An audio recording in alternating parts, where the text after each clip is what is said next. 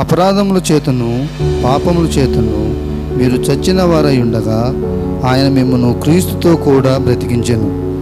మీరు వాటిని చేయుచు వాయుమండల సంబంధమైన అధిపతిని అనగా అవిధేయులైన వారిని ఇప్పుడు ప్రేరేపించు శక్తిని అధిపతిని అనుసరించి ఈ ప్రపంచ ధర్మం చొప్పున మునుపు నడుచుకుంటుంది.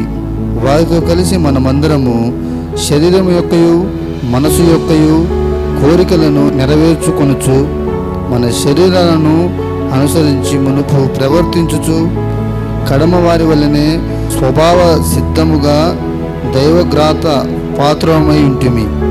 అయినను దేవుడు కరుణ సంపన్నుడై ఉండి మనము మన అపరాధముల చేత చచ్చిన వారమై ఉండినప్పుడు సయూతము మన ఎడల చూపిన తమ మహా ప్రేమ చేత మనను క్రీస్తుతో కూడా బ్రతికించెను.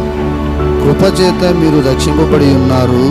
క్రీస్తు యేసునందు ఆయన మనకు చేసిన ఉపకారముల ద్వారా అత్యధికమైన తన కృప మహదైశ్వర్యమును రాబో యుగములలో కనపరుచు నిమిత్తము క్రీస్తు యేసునందు మనను ఆయనతో కూడా లేపి పరలోకమందు ఆయనతో కూడా కూర్చుండబెట్టెను.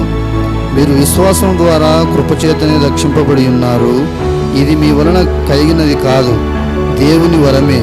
అది క్రియల వలన కలిగినది కాదు గనుక ఎవడనూ అతిశయపడ వీలు లేదు. దేవుడు తన పరిశుద్ధ వాక్యం దీవించుగాక.